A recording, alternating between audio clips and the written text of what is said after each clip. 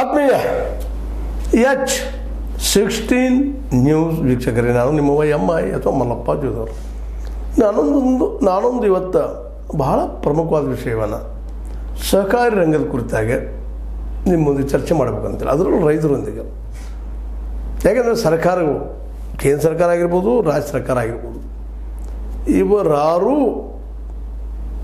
ನಿಶ್ಚಿತವಾಗಿಯೂ ಬೆಂಬಲ ಬೆಲೆಯನ್ನು ಕಾನೂನು ಮಾಡಲಾರರು ಅನ್ನೋದು ಈಗಾಗಲೇ ಸ್ಪಷ್ಟ ಆಗಿಬಿಟ್ಟಲ್ಲ. ರೈತರ ಕೈಯಲ್ಲಿ ಮಾರ್ಕೆಟ್ ಕೊಡಲಾರರು ಅನ್ನೋದು ಸ್ಪಷ್ಟ ಆಗ್ತಾಯಿದೆ. ಏನೋ ಘೋಷಣೆ ಮಾಡ್ತೀವಿ ಅನ್ನುವಂಥ ಮಾತು ಬಿಟ್ಟರೆ ಮತ್ತೊಂದಿಲ್ಲ. ಇನ್ನು ಸರ್ಕಾರ ಬಿಟ್ಟರೆ ದೊಡ್ಡ ರಂಗ ಯಾವುದು?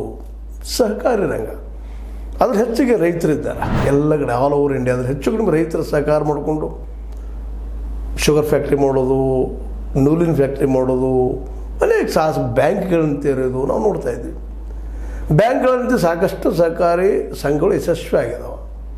ಯಾಕಂದರೆ ರೈತರಿಗೆ ಕೊಡೋದು ಮಿನಿಮಮ್ ಬಡ್ಡಿ, ಅದು ನಮಗೆ ಸೇಫ್ ಇರ್ತದೆ, ಹೊಲ ಇರ್ತದೆ, ಅದ್ರ ಮೇಲೆ ಆಧಾರ ಬಿಟ್ಕೊಂಡು ಕೊಡ್ಕೊಳ್ಳೋದು, ದುಡ್ಡು ತಿರುಗ್ತಾ ಇರ್ತದೆ. ಅದೊಂದು ಲಾಭದ ಉದ್ಯೋಗ ಆಗಿದೆ, ಏನು ಎರಡು ಮಾತಿಲ್ಲ. ಆದರೆ ಇದೇ ಮಾತನ್ನು ನಾವು ಸಕ್ಕರೆ ಇಂಡಸ್ಟ್ರಿಗೆ ಹೇಳೋಕ್ಕೆ ಸಾಧ್ಯ ಇಲ್ಲ. ಆದರೂ ಸಕ್ಕರೆ ಇಂಡಸ್ಟ್ರಿ ಇಲ್ಲ, ಶುಗರ್ ಇಂಡಸ್ಟ್ರಿ ಇಲ್ಲ, ಸಾಕಷ್ಟು ಜನ ಸಹಕಾರ ರಂಗದಲ್ಲಿ ಒಳ್ಳೆ ಕೆಲಸ ಮಾಡ್ತಾಯಿದ್ದಾರೆ.